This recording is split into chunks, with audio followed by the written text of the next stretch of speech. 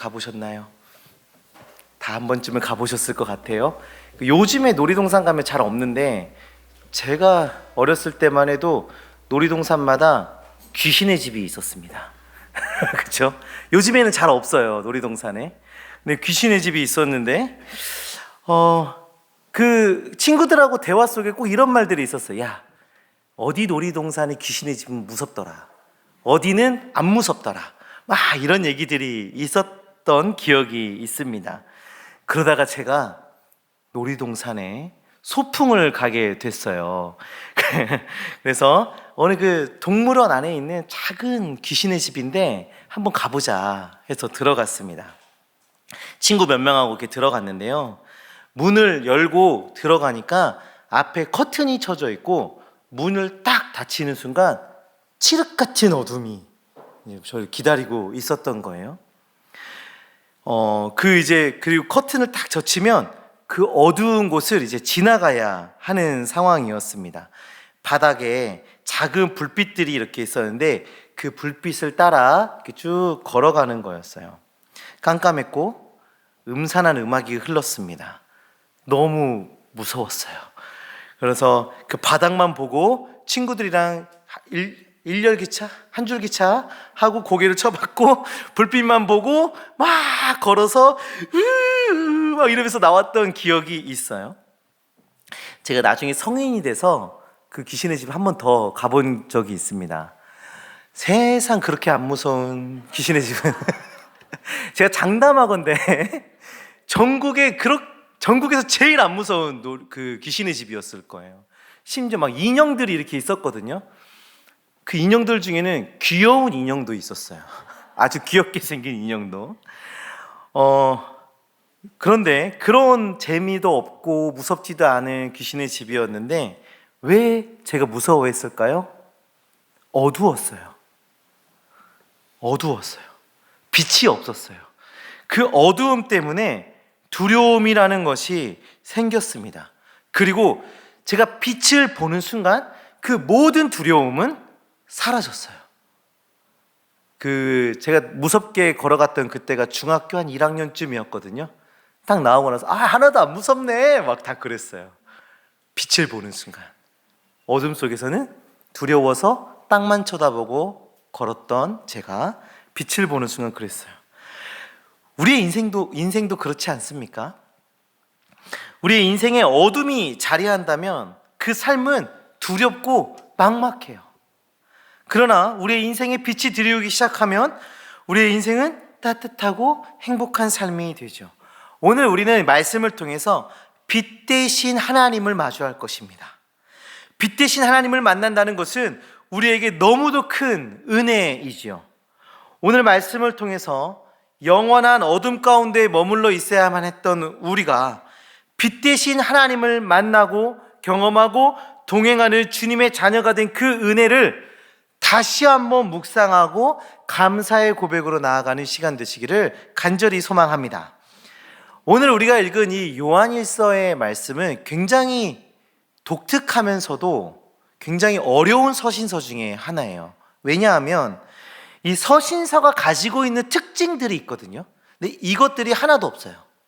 하나도는 아니지만 없어요.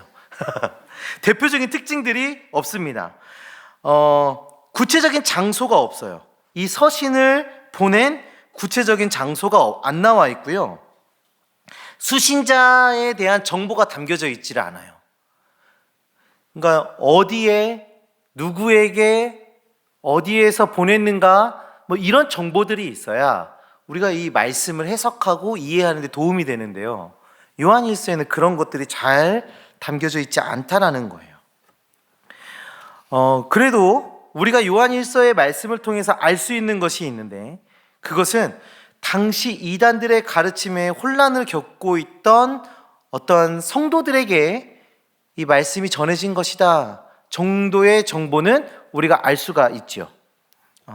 당시 이단으로 활동하고 있던 사람들은 우린 이렇게 불러요. 초기 영지주의자. 영지주의자들이 활동했던 시대인 거예요. 요한은 이들을 이렇게 부릅니다. 요한일서 2장 18절 말씀을 우리 다 같이 읽겠습니다. 아이들아, 지금은 마지막 때라. 적 그리스도가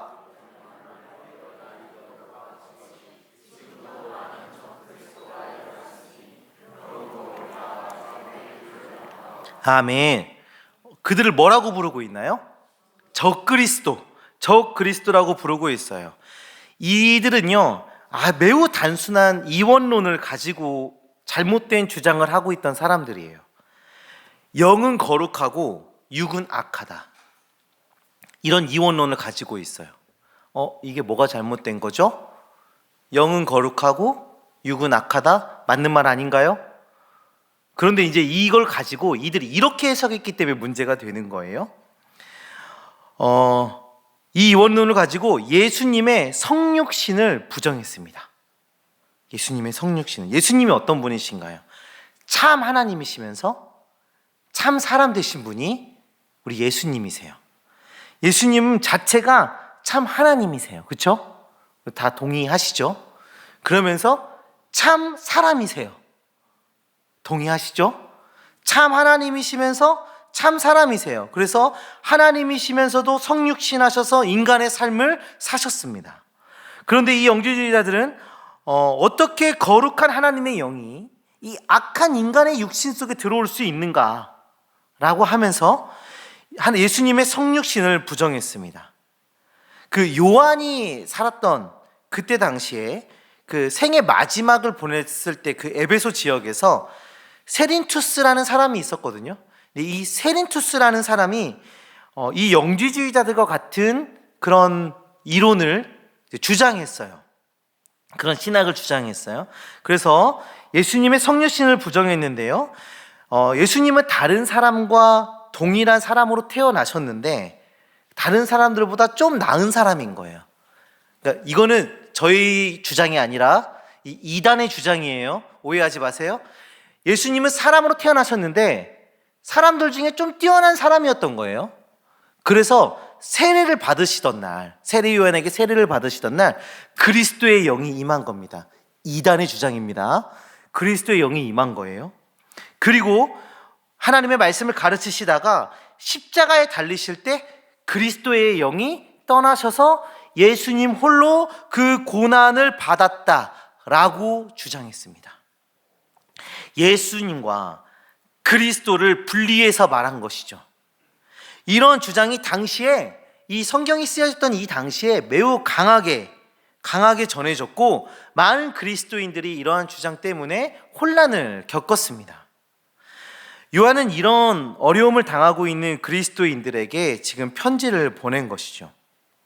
2장 1절의 말씀을 보시면 이렇게 말해요. 나의 자녀들아. 이 수신자들, 이 편지를 받는 자들한테 나의 자녀들아 라고 말하며 성경을 쓰고 있어요. 이 이단의 교리에 흔들리지 않고 믿음을 잘 지키고 살아가기를 바라는 요한의 마음이, 그 사랑이 느껴지는 대목이죠. 나의 자녀들아, 이 자녀들처럼 생각하는 이 성도들이 이단의 가르침에 넘어가지 않기를 바라고 있어요. 자, 이러한 배경에서 요한 1서 1장 5절부터 10절, 오늘 본문의 말씀을 이제 바라봤으면 좋겠습니다. 이단의 문제를 요한이 지적하면서 설교하고 있기에 오늘 본문의 말씀도 주어진 것이죠. 이 초기 영지주의자들은 앞에서 말한 것처럼 이런 신학적인 문제도 있었지만 도덕적인 문제, 그 삶에서도의 문제가 있었어요. 자신들이 특별한 능력을 가진 존재라고 주장하면서 자신들에게는 죄성이 없다라고 이야기했습니다. 나는 특별해서 죄성이 없어 라고 주장했어요. 그리고 형제 사랑이 결여되어 있는 모습들도 보였습니다. 자, 이런 배경에서 오늘 말씀을 우리가 봤으면 좋겠어요. 오늘 읽은 우리 본문의 말씀 5절의 말씀에 이렇게 말씀하고 있습니다. 우리가 그에게서 듣고, 그는 누구이죠? 예수 그리스도, 생명의 말씀 되신 예수 그리스도께 들은 소식이에요. 그 소식의 내용은 무엇입니까? 하나님은 빛이시라. 예수님께서 전해주셨어요. 하나님이 빛이심을 전해주셨습니다. 하나님께서 빛 되신다라는 것은 우리에게 어떤 것을 의미하는 겁니까? 이어서 이야기하고 있죠. 어둠이 조금도 없으시다.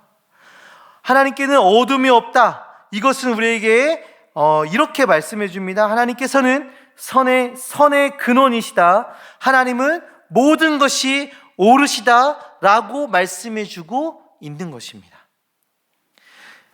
이 소식은 우리에게 너무나도 좋은 소식입니다. 그렇죠? 하나님은 선하세요. 하나님은 모든 것이 옳으세요. 하나님은 완전하시고 완벽하신 분이세요. 아멘이시죠? 제가 요리하는 걸 진짜 좋아해요. 근데 문제는 뭐냐면 치우는 건 싫어해요. 그리고 이게 문제인데, 그래서 저희 사무가 고생을 많이 하는데 저는 요리하는 걸 참 좋아해요. 그 명절 때였는데, 제가 예전에 한번 말씀드렸던 것 같아요. 명절 때였는데 제가 집에서 이렇게 보고 있으니까 저희 어머니가 두 며느리를 데리고 밥을 차리고 치우고 또 밥을 차리시고 치우시고, 이제 좀 쉬시나 싶더니 손님이 와서 다과상을 차리시고 치우시고, 이거를 하루 종일 반복하고 계시는 거예요. 이 착한 제가 가만히 있겠습니까? 뭐라도 해야 되겠다 싶었어요. 내가 뭐라도 해야 되겠다 싶어서 아침에 식사를 하고 마트에 갔습니다. 닭을 사고 여러 가지 재료들을 사서 제가 치킨을 튀겨드리겠습니다 하고, 효자예요. 그래서 제가 막 간을 하고 밑간을 하고 기름을 해 막 치킨을 튀겼어요. 제가 종종 집에서도 치킨을 튀겨요. 그래서 저희 자녀들이 우리 아빠는 어떤 걸 잘해, 뭘 잘해 라고 할 때 꼭 손꼽히는 게 치킨입니다. 네, 제가 BHC 정도는 이기거든요. 그런데 저희 어머니는요, 제 뒤에서 떠나지 않으셨어요. 혹시 저 기름을 쏟아서 딜까, 저 기름이 튀어서 딜까, 닭을 다 태워버리진 않을까 하면서 뒤에서 진짜 그 초조한 마음을 갖고 지켜보고 계셨다고요. 제가 뭔가 하려고 하면 우리 하나님 아버지는 그렇게 불안해하세요. 저는 부족하잖아요. 우리는 부족하잖아요. 우리는 완벽하지 않잖아요. 하나님은 불안해하세요. 그런데 우리 하나님은 전혀 그런 걱정이 필요 없는 분이세요. 완전하세요. 완벽하세요. 그리고 참으로 선하신 분이십니다. 실패가 없으시고 실수가 없으신 분이세요. 하나님을 생각하면 이 마음이 웅장해지는 것 같아요. 이 하나님이 나의 하나님, 나의 왕 되시다는 것이 참 말로 다 형용할 수 없을 만큼 큰 기쁨이고 감사입니다. 우리 성도님들도 그러시죠? 그런데 이 놀라운 하나님의 성품은, 이 놀라운 하나님의 모습은 그닥 좋지 않은 소식과 연결되어 있어요. 그닥 좋지 않은 소식. 하나님은 이렇게 선하고 완벽한 분이신데 우리는 죄인이라는 것입니다. 하나님은 완전하시고 완벽하시고 선하시고 실패가 없으시고 실수가 없으시고 그런 분 하나님이신데 우리는 죄인이라는 거예요. 죄인. 불완전하고 선하지 않은 죄인이라는 것입니다. 우리 6절 말씀, 오늘 본문의 6절 말씀 다 같이 읽겠습니다. 만일 우리가 하나님과 사귐이 있다 하고,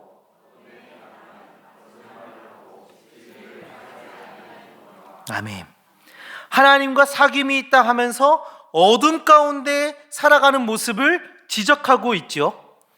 나는 하나님의 사람입니다, 나는 예수 그리스도의 제자입니다 라고 말하면서 실상은 세상 사람들과 다를 것 없는 모습으로 살아간다면 그것은 거짓말이고 진리와 상관없는 삶이다 말하고 있는 거죠. 우리 8절 말씀도 함께 보시겠습니다. 8절입니다. 만일 우리가 죄가 없다고 말하면 스스로 속이고 또 진리가 우리 속에 있지 아니할 것이요. 10절도 보겠습니다. 만일 우리가 범죄하지 아니하였다 하면 하나님을 거짓말하는 이로 만드는 것이니 또한 그의 말씀이 우리 속에 있지 아니하니라. 아멘. 죄악 가운데 살아가면서 자신의 죄를 인정하지 않는 그런 모습을 지적하고 있어요. 물론 이런 모습은 지금 이 요한이 이 서신을 쓰고 있는 그 상황은 당시의 영지주의자들에 의해서 나오는 그 죄성을 부인하고 형제 사랑이 결여되어 있는 그 모습, 예수 그리스도를 바르게 알고 바르게 해석하지 못하는 그 모습을 요한이 지적하고 가르치고 있는 상황이죠. 그렇죠? 그런데 이 연약한 모습이 지금 우리 안에는 없습니까? 죄의 본성과 사랑 없음과 예수 그리스도에 대한 잘못된 이해가 우리 안에는 없습니까? 여전히 우리 안에 남아있는 연약함입니다. 이 하나님의 말씀은 옛날 이야기가 아니라 지금 여기 우리에게 주어지고 있는 하나님의 말씀인 것입니다. 우리 하나님께서는 빛이시다. 생명의 근원이 되시고 선의 근원이 되시고 모든 것의 진리가 되신다는 놀라운 소식을 우리가 말씀을 통해 확인했어요. 그리고 또 반대로 우리는 죄인이라 온전하지 못하고 거짓된 존재라는 것 또한 말씀을 통해서 살펴보았습니다. 그렇다면 이 선하심의 근원 되신 하나님과 이 죄인된 우리가 어떻게 연결되어 있을까요? 죄인인 우리는 하나님의 공의로우심으로 그 죄에 합당한 심판을 받아야 합니다. 우리는 죄인이기 때문에 그 죄에 대한 합당한 심판을 받아야 돼요. 그리고 그 죄에 대한 형벌은 무엇이죠?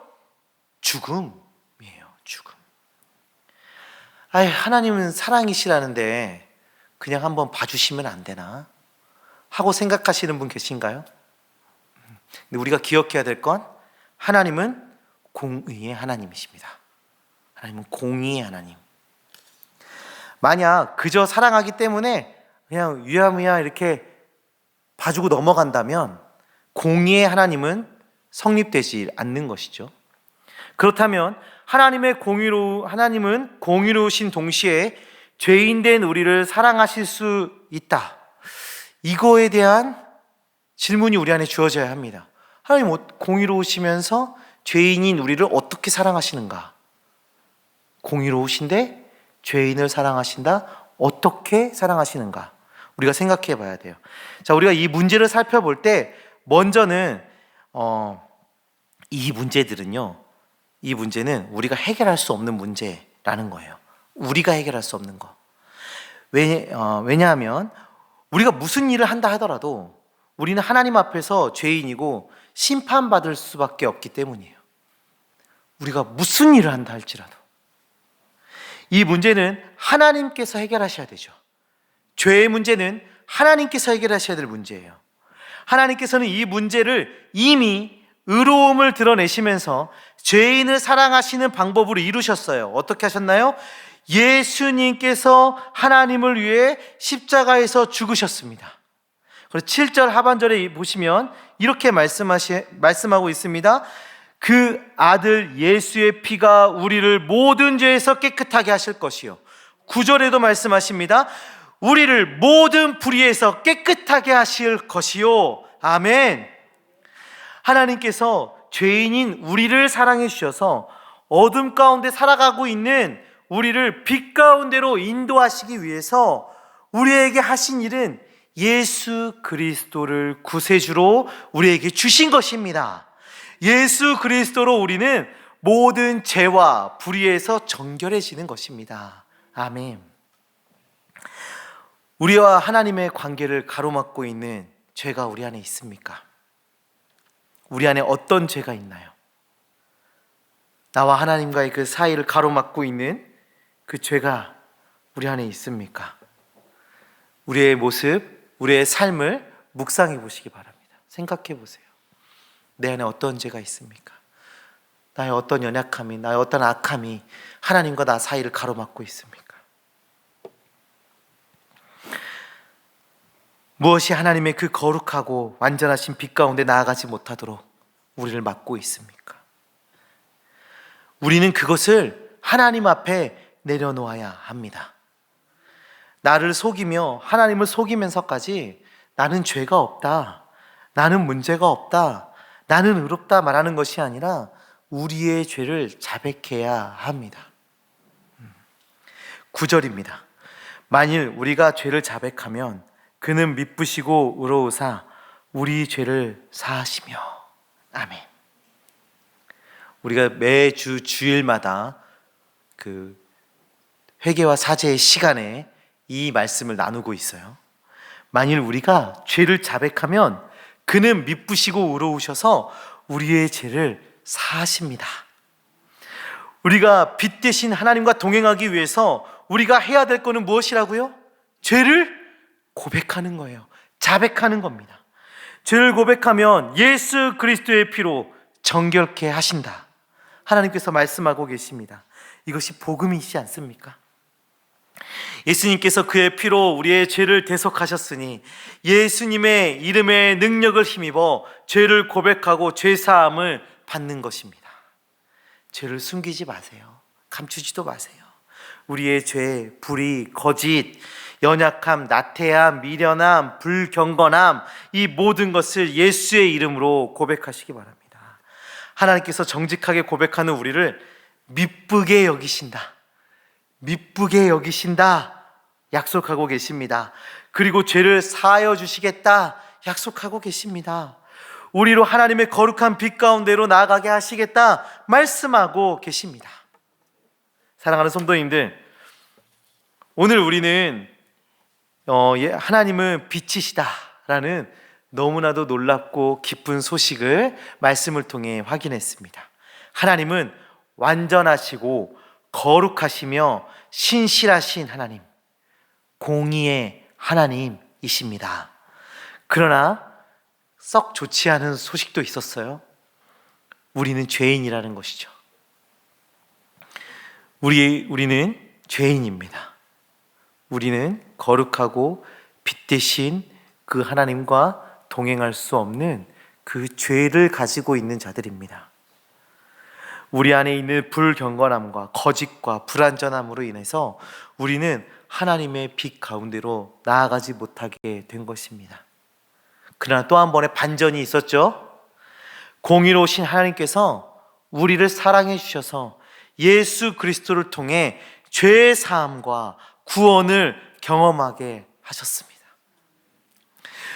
우리는 예수님을 통해서 다시 하나님의 거룩하심에 동참할 수 있게 되었습니다.